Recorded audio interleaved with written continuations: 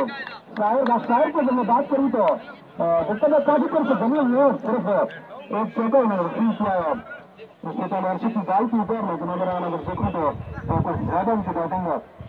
Line को अच्छी साबित नहीं हो सकी अफगानिस्तान को दोबारा अपने सामने आकर खेलो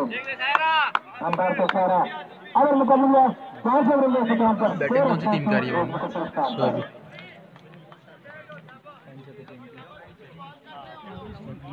जो सामने आपको ये बात जरूर बताऊं कि बात वो हर साल की तरह यहाँ पर रहता है। आज भी देख सकते हैं कि आज फाइनल मैच हो सके तो सर वीडियो सही नहीं बन रही सूरज लगता पता नहीं समझ सर सुन इधर सही बन रही धूप जो आज पड़ी है साफ करती है फुल बैटिंग में केशव बच्चा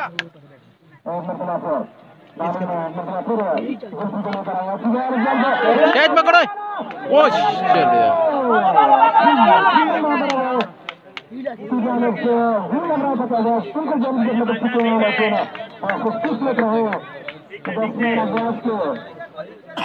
वहाँ पर दोनों अवश्य वहाँ